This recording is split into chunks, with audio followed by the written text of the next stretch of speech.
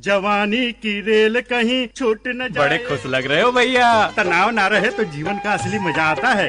जब से मैंने नसबंदी कराई है कोई डर ही नहीं रहा। पर मैंने सुना है कि नसबंदी के बाद कमजोरी हो जाती है। अरे सब बकवास है। मैं तो कहूँ कि ताकत और बढ़ जाती है, क्योंकि नसबंदी कराने के बाद गर्भ ठहरने का खतरा बिल्कुल नहीं रहता और तुम खुल कर आनंद ले सकते हो। इसमें वक्त और खर्च भी। अरे भैया, न चीर न फाड़ और आधे घंटे में छुट्टी। किसी भी स्वास्थ्य केंद्र में मुफ्त में नसबंदी की जाती है। भैया तब तो मैं भी चला। राष्ट्रीय स्वास्थ्य मिशन, स्वास्थ्य विभाग हरियाणा द्वारा जनहित में जारी।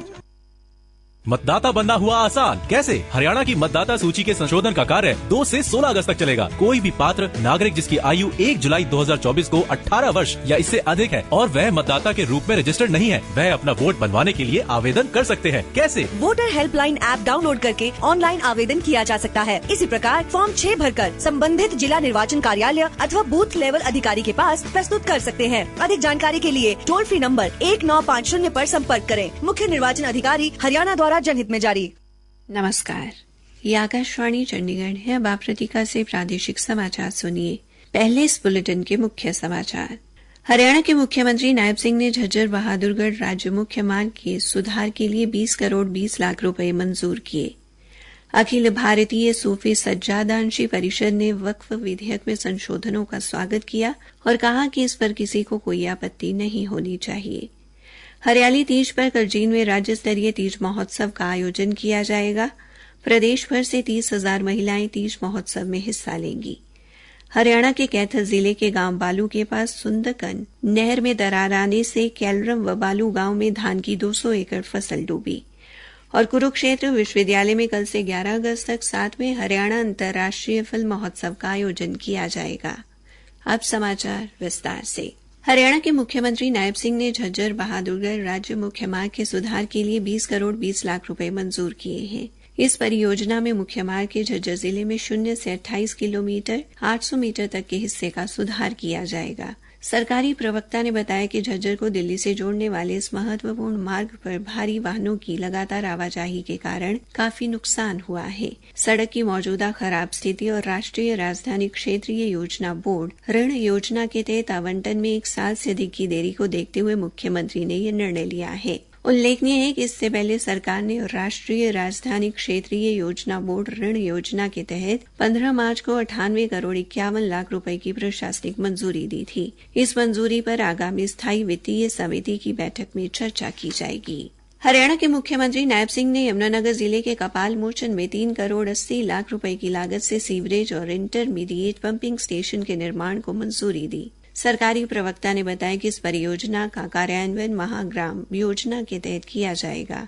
इस महत्वपूर्ण कदम का उद्देश्य इस पवित्र तीर्थ स्थल पर स्वच्छता और सार्वजनिक स्वास्थ्य बुनियादी ढांचे का विकास करना है। प्रवक्ता ने कहा कि गोपाल मोचन, सोमसर मोचन और कपाल मोचन में हर साल कार्तिक मेले के दौरान लगभग 8.5 लाख तीर्थयात्री और पर्यटक आते हैं। इस निर्णय से तीर्थयात्रियों और पर्यटकों को सुविधा होगी और धार्मिक स्थल की पवित्रता को संरक्षित करने में मदद मिलेगी।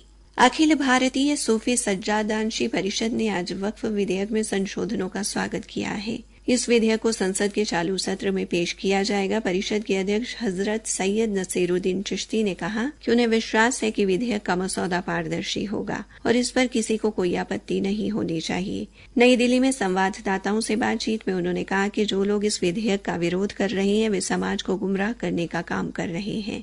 उन्होंने आरोप लगाया कि सभी वक्फ बोर्ड में भ्रष्टाचार है और वक्फ बोर्ड के कुछ अधिकारियों ने अपने पदों का दुरुपयोग किया है। परिषद के अध्यक्ष ने सरकार से समुदाय के उत्थान और दरगाह परिसंपत्ति के प्रबंधन के लिए दरगाह बोर्ड गठित करने का भी अनुरोध किया। हरियाली तीज पर हरियाणा सरकार द्वारा कल जींद में राज्य स्तरीय तीज महोत्सव का आयोजन किया जाएगा, जिसमें मुख्यमंत्री नायब सिंह मुख्य अतिथि के तौर पर शिरकत करेंगे।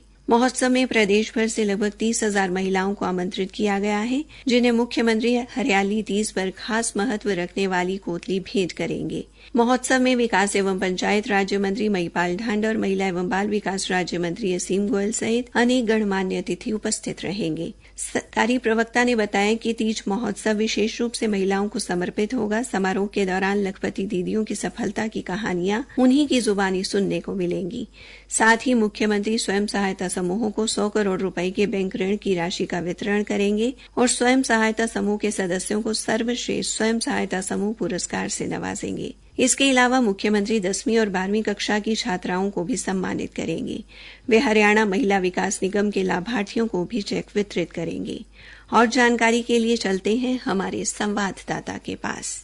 यहाँ राज्य स्तरीय तीज महोत्सव मनाया जाना है। वहाँ महिलाओं के लिए 101 रंग बिरंगे झूले लगाए गए हैं और सांस्कृतिक कार्यक्रमों की श्रृंखला में महिलाओं द्वारा पारंपरिक वेशभूषा में पारंपरिक तीज के गीतों पर लोक नृत्य की प्रस्तुति दी जाएगी। महोत्सव में हरियाणवी लोक व्यंजन, दूध, घेवर, गुलगुले एवं सुहाली के साथ ही पारंपरिक हरियाणवी झूल, हरियाणवी सांस्कृतिक कार्यक्रम इस तीज महोत्सव के विशेष आकर्षण का केंद्र रहेंगे। इतना ही नहीं, इस महोत्सव में महिलाओं द्वारा 50 से अधिक स्टॉल भी लगाई जा रही हैं। अश्विनी कुमार शर्मा, आकाशवाणी समाचार, जींद। प्रादेशिक समाचार आकाशवाणी चंडीगढ़ से प्रसारित किए जा रहे हैं। कैथल जिले के गांव बालू के पास सुनकर नहर में अचानक दरार आ गई। नहर टूटने से 2 गांव कैलरम व बालू के किसानों की लगभग 200 एकड़ में खड़ी धान की फसल डूब गई। सूचना पाकर सूचना विभाग के कार्यकारी अभियंता सौरभ कुमार व कनिष्ठ अभियंता प्रतीक मौके पर पहुंचे और इसकी सूचना उच्च अधिकारियों को दी। हमारे संवाददाता ने बताया कि राहत व बचाव कार्य तेजी से चल रहा है। सैकड़ों की संख्या में मजदूर व मशीनें बचाव कार्य में लगी हुई हैं। समाचार लिखे जाने तक पानी लगातार चल रहा था।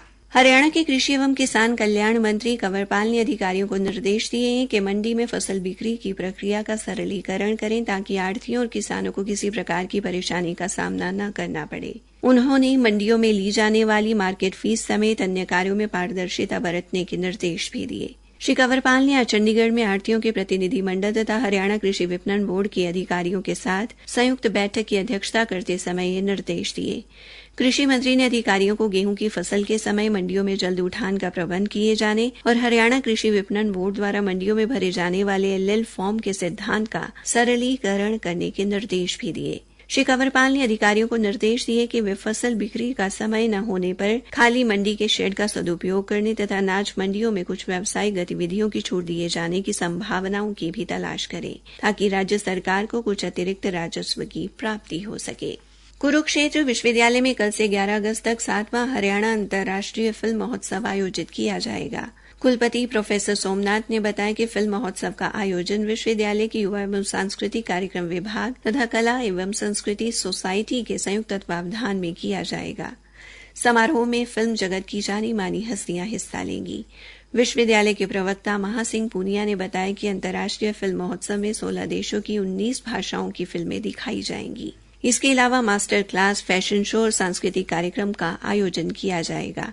5 दिन तक चलने वाले इस फिल्म महोत्सव में फीचर फिल्म, लघु फिल्म, एनिमेशन, वृत्त चित्र, संगीत वीडियो सहित 75 फिल्में प्रदर्शित की जाएंगी। अंत में मुख्य समाचार एक बार फिर। हरियाणा के मुख्यमंत्री नायब सिंह ने झज्जर बहादुरगढ़ राज्य मुख्य मार्ग के सुधार के लिए 20 करोड़ 20 लाख रुपए मंजूर किए। अखिल भारतीय सूफी सज्जादानशी परिषद ने वक्फ विधेयक में संशोधनों का स्वागत किया और कहा कि इस पर किसी को कोई आपत्ति नहीं होनी चाहिए। हरियाली तीज पर कल जींद में राज्य स्तरीय तीज महोत्सव का आयोजन किया जाएगा। प्रदेश भर से 30,000 महिलाएं तीज महोत्सव में हिस्सा लेंगी। इसी के साथ ये समाचार बुलेटिन समाप्त हुआ। मतदाता बनना हुआ आसान, कैसे? हरियाणा की मतदाता सूची के संशोधन का कार्य 2 से 16 अगस्त तक चलेगा। कोई भी पात्र नागरिक जिसकी आयु 1 जुलाई 2024 को 18 वर्ष या इससे अधिक है और वह मतदाता के रूप में रजिस्टर्ड नहीं है, वह अपना वोट बनवाने के लिए आवेदन कर सकते हैं। कैसे? वोटर हेल्पलाइन ऐप डाउनलोड करके ऑनलाइन आवेदन किया जा सकता है। इसी प्रकार फॉर्म 6 भरकर संबंधित जिला निर्वाचन कार्यालय अथवा बूथ लेवल अधिकारी के पास प्रस्तुत कर सकते हैं। अधिक जानकारी के लिए टोल फ्री नंबर 1950 पर संपर्क करें। मुख्य निर्वाचन अधिकारी हरियाणा द्वारा जनहित में जारी।